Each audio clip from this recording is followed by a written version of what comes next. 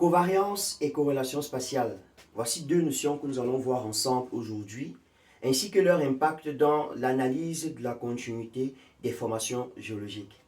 Sans plus tarder, entrons dans le vif du sujet. Alors, sûrement tu te poses la question de savoir qu'est-ce que c'est que la covariance, qu'est-ce que c'est que la corrélation. Quand on parle de covariance, quand on parle de corrélation entre deux paramètres, entre des teneurs prélevées sur le terrain, quand on parle de corrélation entre les paramètres géologiques sur le terrain, des formations géologiques sur le terrain, qu'est-ce que ça veut concrètement dire? D'un point de vue mathématique, d'un point de vue statistique, qu'est-ce que cela veut dire?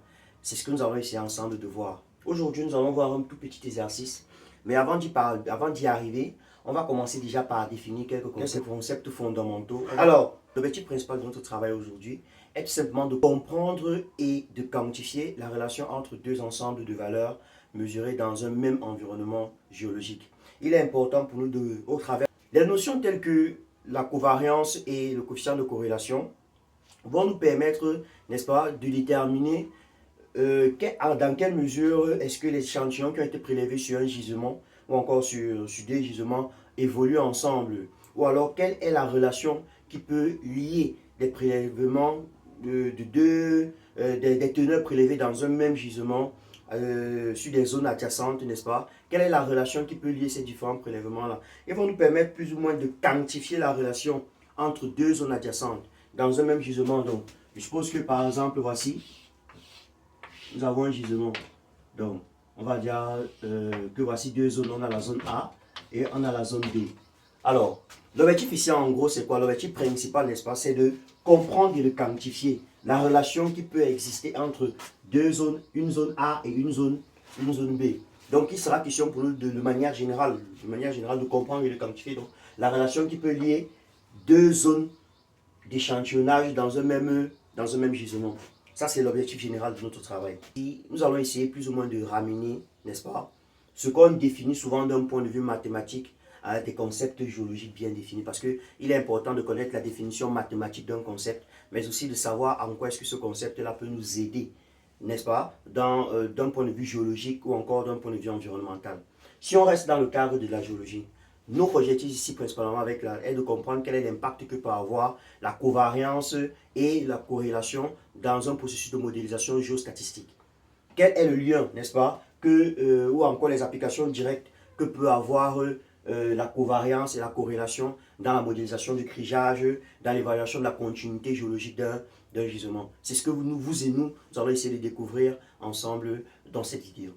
Pour parvenir donc à cela, donc qu'est-ce que nous allons faire?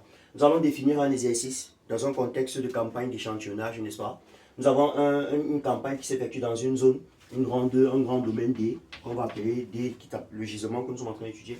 Et là, il y a une campagne qui s'effectue et dans cette campagne-là, on a donc deux zones adjacentes. Deux zones adjacentes ont été échantillonnées, c'est-à-dire la zone A et la zone B. L'objectif ici est d'étudier la continuité spatiale des teneurs aurifères. On suppose que là, la zone en gros, c'est de l'or, c'est une campagne d'échantillonnage d'or. L'objectif est d'étudier la continuité spatiale des teneurs aurifères. La méthode que nous avons utilisée dans ce cas-ci pour l'échantillonnage sont des mesures appareillées aux mêmes conditions géographiques. Donc voilà plus ou moins le contexte dans lequel nous sommes en train de travailler. La question clé en fait, il y a des échantillonnages qui ont été effectués, n'est-ce pas? On va supposer qu'on a échantillonné dans ces zones. La question clé que on se pose est de savoir si les teneurs de la zone A évoluent dans les mêmes conditions que les teneurs de la zone B. Est-ce que les teneurs de la zone A évoluent de même manière que les teneurs de la zone B? Ça, c'est la question clé que nous nous posons aujourd'hui. C'est la question clé et c'est à cette question-là que nous allons donc essayer de répondre. Pour répondre donc à cette question, nous allons donc commencer déjà par définir un ensemble de concepts mathématiques, parmi lesquels le concept de la covariance. Qu'est-ce que c'est que la covariance? La définition de la covariance d'un point de vue mathématique, on va d'abord la rappeler. Si on va considérer que nous avons la covariance, voici V pour la covariance. D'un point de vue mathématique, n'est-ce pas? La covariance est égale à 1 moins 1 sur n moins 1, la somme, n'est-ce pas, de I allant de 1 jusqu'à n, de x de I moins x bar, facteur de y de I moins y bar. Voilà la formule de la covariance que nous connaissons. D'un point de vue mathématique, c'est à ça que représente la covariance. Maintenant, ça c'est d'un point de vue mathématique, c'est la définition de la covariance. Comment est-ce qu'on interprète cela? C'est là, c'est à ce niveau-là que les choses doivent commencer à devenir sérieuses. La covariance mesure en fait la variation conjointe entre deux variables. La variation conjointe entre deux variables. Variation conjointe entre deux variables. Qu'est-ce que ça veut dire? Une variation conjointe, une variation mutuelle entre deux variables. De quelle manière est-ce que vous rappelez-vous la question clé?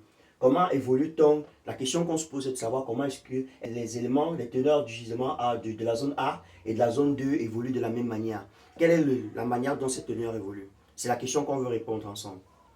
Alors, comme je disais tantôt, la définition de la covariance, c'est tout simplement le fait que la covariance mesure la variation conjointe entre deux variables. Elle indique en réalité si une augmentation de la variable x, n'est-ce pas, de la variable x, est généralement, implique généralement plus ou moins, ou bien alors est généralement associée à une augmentation ou une diminution de la variable y. Est-ce que le fait que la teneur est croissante, évolue de manière croissante, peut-être du haut vers le bas, dans la zone A, est la même du côté, est-ce que c'est la même progression du côté de la zone B? Est-ce que du haut vers le bas aussi la teneur évolue de manière croissante? Est-ce que lorsque la zone A évolue de manière croissante, la zone B évolue de manière décroissante? C'est en gros ce que la covariance nous permet d'avoir comme information. Elle permet d'étudier donc elle permet donc de mesurer donc la variation conjointe entre deux variables. Voilà à quoi c'est la covariance. Ça, c'est la définition. Maintenant, nous sommes au même pied d'égalité. L'interprétation donc des résultats de ce calcul-ci. Parce qu'il est important, une fois le calcul fait, vous savez déjà ce que la covariance permet de faire. Mais comment ça le fait en fait? Comment est-ce que les résultats de ce calcul mathématique, vont nous permettre donc de déterminer si effectivement les paramètres de la zone A et de la zone B évoluent dans le même sens ou dans le sens opposé? Comment est-ce que ces résultats vont nous permettre d'avoir ces paramètres-là? C'est à ce niveau que nous en arrivons. Donc, on comprend donc que si par exemple, nous avons la covariance de x et de y, n'est-ce pas, est supérieure à 0. Qu'est-ce que cela traduit, n'est-ce pas? Si la covariance est supérieure à 0, ça veut tout simplement dire que les deux variables évoluent dans le même sens. Donc, on a une corrélation ici qui est une corrélation positive. Les deux variables, c'est-à-dire les deux variables x et y, dans ce sens-ci, les deux variables évoluent dans le même sens. Donc, on a une corrélation positive.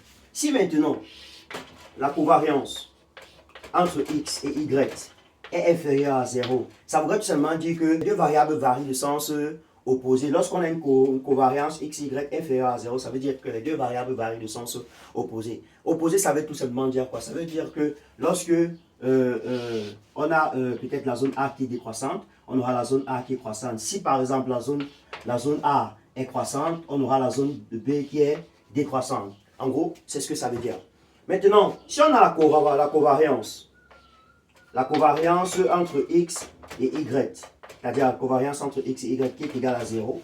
Si la covariance entre x et y est égale à 0, ça veut tout simplement dire qu'il y a absence de relation linéaire entre les différentes variables. Donc ici, on va dire qu'il y a absence de relation linéaire entre les différentes variables. C'est-à-dire qu'on n'est pas capable de déterminer si la croissance de l'un influence sur la décroissance de l'autre ou quoi que ce soit. Donc voilà en gros ce qu'on peut retenir en fait de la notion de covariance. J'espère que jusqu'ici, nous sommes ensemble. Ça, c'est le premier point clé que nous devons rappeler ensemble. Maintenant, ce n'est pas tout. Ça, ce n'est pas tout. Ça, c'est ce qu'on peut tirer en fait de cette formule-ci. Mais quelles en sont les conditions d'existence? Quelles sont les conditions d'existence de la covariance? Comment est-ce qu'on sait que la covariance que nous avons là, elle est bonne? Comment est-ce qu'on sait qu'elle existe? Comment est-ce qu'elle est variable? Premièrement, pour que la covariance existe, il faudrait déjà que quoi? Il faudrait déjà que les variables x et y soient des variables quantitatives et non des variables qualitatives. Nous l'avons dit, si vous vous souvenez bien, lorsque nous avons parlé, n'est-ce pas, de la variance. Deuxièmement, n'est-ce pas, comme condition d'existence, après la première condition d'existence sur le fait que les variables x et y doivent être quantitatifs, les observations doivent être appariées, c'est-à-dire correspondre aux mêmes emplacements ou échantillons. Les moyennes x bar et y bar doivent être bien définies. Comme je vous ai dit la dernière fois, si vous calculez, quand on rappelait de la variance, vu qu'on sait par rapport à la position avec la moyenne, donc il faudrait que les moyennes soient bien définies. Donc il ne faudrait pas calculer, avoir une moyenne biaisée. Si la moyenne est biaisée, la covariance sera calculée fonction de cette moyenne-là qui ne reflétera forcément pas ce qu'on veut voir sur sur le terrain. Je ne sais pas si on se fait comprendre jusqu'à ce niveau. Donc voilà en gros les conditions d'existence que nous pouvons avoir, sans oublier évidemment que L doit être supérieur à 1 pour que ce travail soit fait. Alors, ça c'est en ce qui concerne la première notion, n'est-ce pas? La première notion que nous allons parler. Je pense que jusqu'ici, nous sommes ensemble, il n'y a pas de problème. Ça c'est la première notion. Alors, nous allons passer à la seconde. La seconde notion c'est la corrélation. Seconde notion c'est la corrélation. Alors, d'un point de vue mathématique, on va d'abord rappeler la formule du coefficient de corrélation. Si on appelle R le coefficient de corrélation, on va dire que le coefficient de corrélation il est égal à quoi? Il est égal à la covariance entre X et Y sur la variance de X fois la variance de Y. Bon, on va supposer comment on travaille avec les lettres majuscules, c'est mieux de mettre ça comme ça. Voilà. Donc voilà la formule du coefficient de corrélation. X et Y, c'est plutôt les écarts types et non la variance. Nous allons commencer par déterminer les caractéristiques fondamentales de la matrice de corrélation. C'est une mesure déjà premièrement sans dimension. C'est une mesure sans dimension. Qu'est-ce que ça veut dire? Ça veut simplement dire que ici, les éléments vont se simplifier. Donc ça, c'est une mesure sans dimension. Si vous faites ce qu'on appelle souvent l'analyse dimensionnelle, vous allez vous rendre compte que le coefficient de corrélation n'a uniquement pas de dimension. Et normalisé entre eux, le résultat de cette valeur, il est normalisé entre moins 1 et 1. Elle traduit plus ou moins la force et la direction de la relation linéaire entre les différents paramètres. Alors, ce qu'on va pouvoir interpréter toujours dans les résultats obtenus, c'est-à-dire que lorsque vous calculez par exemple R, lorsque vous calculez R, si par exemple vous avez R égale à 1, qu'est-ce que ça veut dire en gros? Ça veut dire que les deux variables évoluent dans le même sens. Si vous avez R égale à 1, ça veut dire que les variables que vous avez dans la zone A et les variables que vous avez dans la zone B évoluent dans le même sens. Donc, simplement comme ceci, comme nous l'avions fait précédemment. Maintenant, si vous avez R égale à moins 1, ça veut tout simplement dire que les variables évoluent de manière strictement opposée. Donc, si maintenant vous avez, c'est-à-dire strictement opposé, l'autre croît, l'autre décroît, soit l'autre décroît et l'autre croît, c'est simple. Donc maintenant, si on a R égale à 0, ça veut dire que les variables de X n'ont aucun lien avec les variables de Y. Ça, je crois que c'est d'accord, c'est clair. Maintenant, les conditions d'existence. On est d'accord que comme condition d'existence, ici, les écarts doivent tous être différents de 0. Les conditions d'existence, les écarts doivent être différents de 0. Et bien évidemment, ceci est déjà connu. Maintenant, si on veut partir un peu plus, rendre les choses un peu plus intéressantes. Si par exemple, vous calculez R, n'est-ce pas, et qu'il est comprise entre 0,7 et 1, on a ce qu'on appelle ici une corrélation forte. C'est-à-dire que la relation est stable et bien structurée. Si vous avez votre R qui est compris entre 0,7 et 1, vous avez une relation stable et bien structurée. Si vous avez votre coefficient de corrélation, par exemple R que vous avez calculé, qui est compris entre 0,4 et 0,7. Ça voudrait dire ici que vous avez affaire à une corrélation moyenne entre les variables, les éléments de la zone A et les éléments de la zone B. Donc, si vous avez votre R, n'est-ce pas, R qui est strictement inférieur, c'est-à-dire R qui est inférieur à 0,4, ça veut dire que vous avez une corrélation faible. Vous avez une corrélation faible. Et une corrélation faible a dit le fait que la relation est incertaine ou bruitée. Donc, une fois que nous avons donc rappelé tout cela, je vais essayer de faire un petit récap ensemble pour que nous ne soyons pas perdus. On a défini ce que c'était que la covariance. La covariance était tellement définie, calculer la relation, mesurer la relation conjointe entre deux variables. On a rappelé les conditions d'existence. On a rappelé le fait que si la covariance est supérieure à 0, ça veut dire que les paramètres évoluent dans le même sens. Si elle est inférieure à 0, les paramètres évoluent de manière opposée. Si elle est égale à 0, il n'y a aucune relation linéaire. Matrice de corrélation. On a défini la matrice de corrélation. Conditions d'existence. Les cas types de X et les cas types de Y doivent être différents de 0. R égale à 1 traduit une corrélation forte, une corrélation linéaire entre les deux. R inférieur à une corrélation structurée de manière opposée. R égale à 0, aucune relation linéaire entre les paramètres de X et les paramètres de Y. Alors, si R est compris entre 0,7 et 1, on a ce qu'on a affaire à une relation forte. Une relation forte, ça veut tout simplement dire que les paramètres et ça sont fortement corrélés entre eux. Alors, si on a R est compris entre 0,4 et 0,7, ça traduit le fait que quoi? Ça traduit le fait qu'on a une corrélation moyenne. Une corrélation moyenne, ça veut dire que nous avons donc fini de rappeler ces concepts fondamentaux. Nous allons entrer dans le vif du sujet avec un petit exercice qui sera à l'image du contexte géologique que nous avons déjà spécifié dès le départ, à savoir une campagne d'échantillonnage dans 2 zones avec pour question clé de savoir et de connaître comment est-ce que, de comprendre et de quantifier la relation qui peut lier l'évolution des paramètres de la zone A et des teneurs de la zone B. Comment est-ce que se comporte cette évolution-là au travers des 2 notions que nous avons définies et développées ensemble, à savoir la covariance et le coefficient de corrélation. Donc,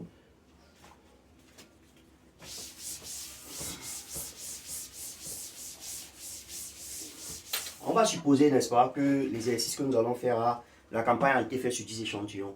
Donc les calculs ne feront pas faire vraiment ici, mais je vais vous mettre les résultats, histoire de juste comprendre comment est-ce qu'on interprète ce que nous sommes en train de faire. Donc supposons que la campagne c'est 10 échantillons dans la zone A, 10 échantillons dans la zone B. Donc la moyenne de la zone A, on comprend que la matrice de corrélation, comme on disait, si je rappelle, pauvre était égale à quoi? À 1 sur n-1 de la somme de i allant de 1 jusqu'à n, n'est-ce pas, de quoi? De x de i moins x bar, facteur de y de i moins y bar. Ça, c'est la formule. Donc, on comprend que si on veut calculer la covariance, qu'est-ce qu'on commence par calculer?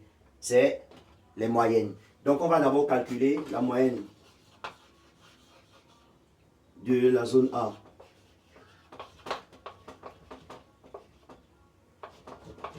On calcule la moyenne de la zone A. C'est simple, la formule de la moyenne, on l'a rappelé la dernière fois dans la précédente vidéo. La moyenne est égale à quoi? Elle est égale à 1 sur n de la somme de i allant de 1 jusqu'à n de quoi? De x de i. C'est simple. Donc, et là, vous avez cette formule-là.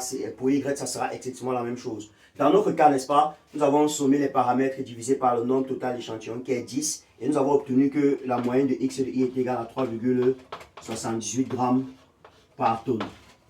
Maintenant, on a calculé la moyenne aussi de y. Je vais mettre la y. La moyenne de y aussi nous a donné quoi? Nous a donné 3,83 grammes par tonne. Donc, ça, c'est le résultat que nous avons trouvé en calculant la moyenne de x et la moyenne de y dans les zones A et la zone B. On suppose que la zone A, c'est pour x et la zone B, c'est pour y. Donc, quelle est l'observation qu'on peut faire ici? Premièrement, on constate que quelle est l'observation qu'on peut faire au travers des 2 moyennes ici? Premièrement, on constate quoi? On constate que la moyenne dans la zone A est 3,78. La moyenne dans la zone B est de 3,83 grammes par tonne. Ça voudrait dire quoi? Ça voudrait dire que les 2 moyennes sont très proches. Ça, c'est la première observation de prime abord. Et la différence entre les deux, si on essaie de faire la différence entre ces 2 moyennes ici, on va obtenir une différence de, parce que là j'ai combien? De 0,05.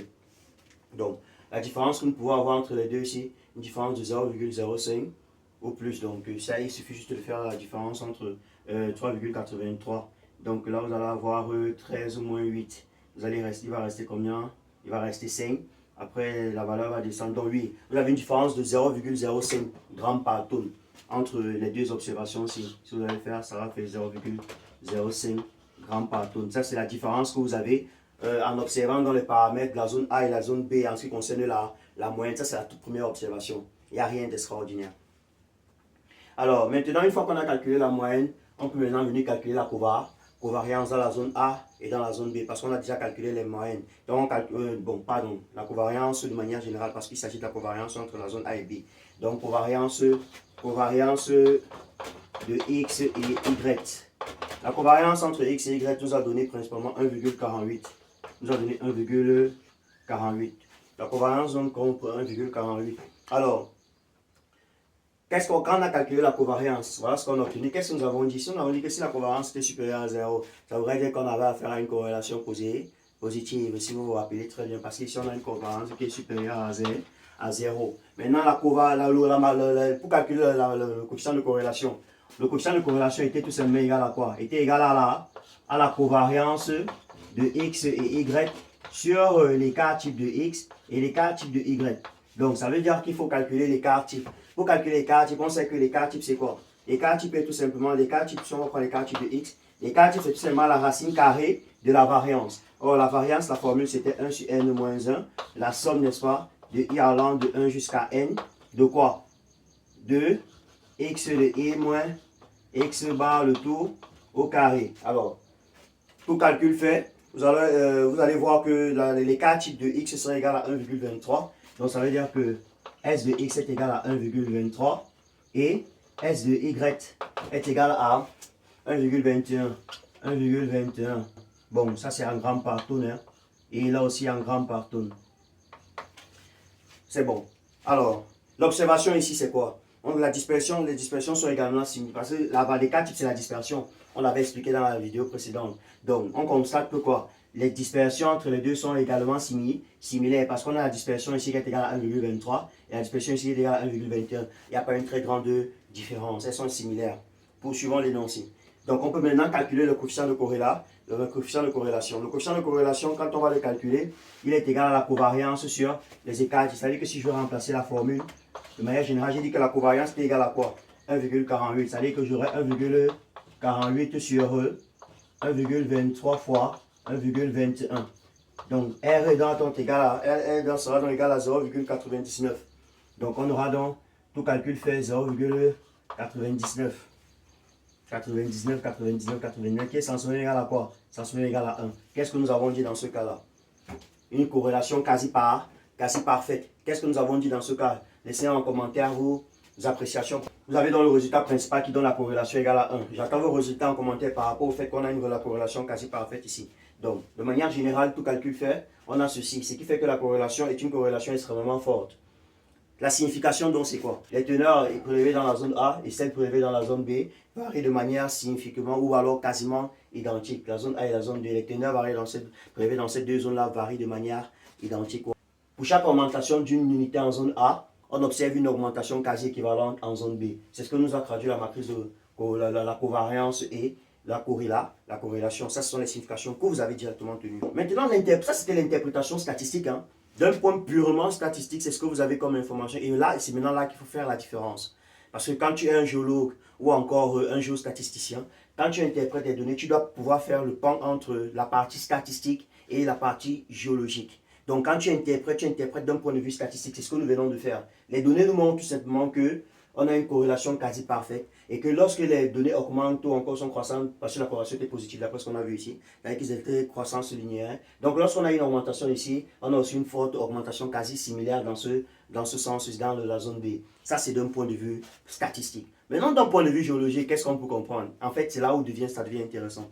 Donc lorsqu'on a donc ça, comme nous l'avons dit, et qu'on a cette corrélation-là, les deux zones présentes dans une continuité géologique marquée. Ça, c'est l'interprétation qu'on peut donner d'un point de vue géologique. Cette continuité peut résulter de plusieurs paramètres.